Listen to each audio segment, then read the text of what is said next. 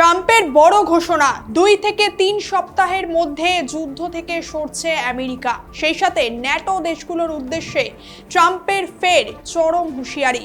পরিস্থিতি কোন দিকে মোড় নিচ্ছে? সম্প্রতি ডোনাল্ড ট্রাম্প হঠাৎ ঘোষণা করেছেন যে আগামী 2 থেকে 3 সপ্তাহের মধ্যে আমেরিকা ইরান যুদ্ধ থেকে পুরোপুরি সরে যাচ্ছে।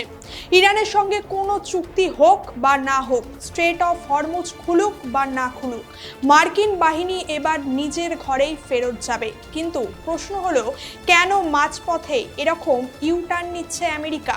কেন ট্রাম্প ন্যাটো দেশগুলোকে চরম হুঁশিয়ারি দিলেন? আর এই যুদ্ধে আসল জয় তাহলে কার হলো? আমেরিকা, ইরান নাকি এর নেপথ্যে থাকা চীনের? এর গভীর বিশ্লেষণ করব আজকের এই ভিডিওতে। সম্প্রতি হোয়াইট হাউস থেকে ট্রাম্প স্পষ্ট জানিয়ে দিয়েছেন, আমেরিকা আর স্ট্রেট অফ হরমুজ বা বিশ্বের তেলের প্রবেশপথ পাহারা দেওয়ার দায়িত্ব আর নেবে না আমেরিকা।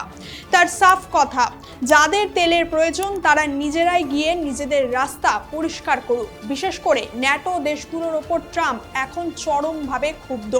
তিনি কড়া ভাষায় শুনিয়ে দিয়েছেন যে যখন যুদ্ধের সময় এই দেশগুলো আমেরিকার পাশে দাঁড়ায়নি, তখন আমেরিকা কেন তাদের জন্য তেলের পথ নিরাপদ রাখতে গিয়ে নিজেদের সেনাদের জীবন বিপন্ন করবে। বিষয়টা ঠিক এইরকম কিনা, যেমন কেউ এসে হামলা চালিয়ে অশান্তি করে আপনার ঘর ভেঙে দিয়ে গেল, আর এখন আপনাকেই বলা হচ্ছে নিজের ঘর নিজেই ঠিক করে নিন। অর্থাৎ আমেরিকা এখন আর কারোর দায়ভার নিতে রাজি নয়। কতটা স্বার্থপর হলে এরকম কথা কেউ বলে ভাবুন একবার।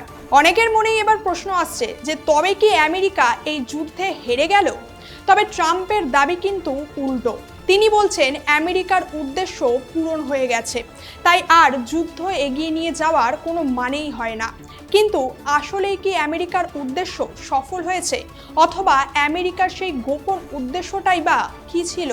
এখানে লুকিয়ে আছে আসল খেলা। দেখুন, আমেরিকা এখন বিশ্বের অন্যতম বড় তেল রপ্তানিকারক, আর মধ্যপ্রাচ্যে এই অস্থিরতা তৈরি করে তেলের দাম আকাশচুম্বী করা হয়েছে, যা এখন ব্যারেল প্রতি প্রায় $105। এর ফলে আমেরিকা তেলের বাজার নিয়ন্ত্রণ করে নিজেদের পকেট ভারী করে নিয়েছে। অর্থাৎ যুদ্ধের নামে আসলে নিজেদের ব্যবসা গুছিয়ে নিয়েছে ওয়াশিংটন। এখন যখন আসল কাজ হাসিল হয়ে গেছে, তখন তারা মিত্র দেশগুলোকেও মাঝ সমুদ্রে ফেলে রেখে নিজেদের তল্পা গুটিয়ে চলে যাচ্ছে। বাহ, চমৎকার। ট্রাম্প দাবি করছেন যে তিনি ইরানকে এতটাই দুর্বল করে দিয়েছেন যে তারা আর পারমাণবিক বোমা বানাতেও পারবে না। কিন্তু বাস্তবে কি তাই? না, বাস্তবতা একদম আলাদা। ইরান সাফ জানিয়ে দিয়েছে, আমেরিকা যদি তাদের খর্গ আইল্যান্ড দখল বা ইউরেনিয়াম লুট করার চেষ্টা করে, তবে পশ্চিম এশিয়ায় থাকা অ্যাপেল, মাইক্রোসফট বা গুগলের মতো মার্কিন কোম্পানিগুলোকে তারা ধুলোয় মিশিয়ে দেবে।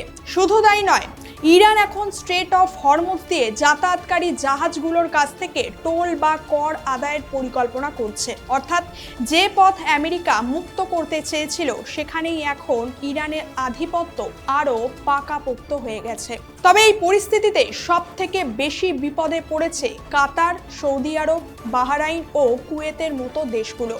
কাতার তো ট্রাম্পকে $400 মিলিয়ন বিমান উপহার দিয়েছিল শুধু নিরাপত্তার আশায়, অথচ আমেরিকার উপস্থিতিতে ইরানের মিসাইল হামলায় তাদের বিলিয়ন বিলিয়ন ডলারের গ্যাসের খনি ক্ষতিগ্রস্ত হয়েছে।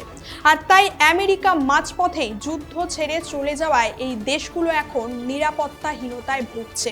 অন্যদিকে ঠিক এই সুযোগটাকেই কাজে লাগাচ্ছে চীন। ভাবছেন নিশ্চয়ই কিভাবে? হ্যাঁ, শি জিনপিং অনেক আগে থেকেই মধ্যপ্রাচ্যে বেশ অ্যাক্টিভ বা সক্রিয়। ইরান ও সৌদি আরবের মধ্যে আগে সমঝোতা করিয়ে চীন প্রমাণ করেছে যে তারা বড় খেলোয়াড়। এখন যখন আমেরিকা পিছু হটছে, তখন আরব দেশগুলো বাধ্য হয়েই চীনের দিকেই ঝুঁকছে। কারণ ইরানের 90% তেল কেনে চীন, আর চীনের সাথেই তাদের অর্থনৈতিক ভবিষ্যৎ জড়িয়ে আছে। আর ট্রাম্প এখন যুদ্ধ শেষ করার কথা বললেও ট্রাম্পের কোনো কথা কি সঠিকভাবে বিশ্বাস করা যায় বলুন তো?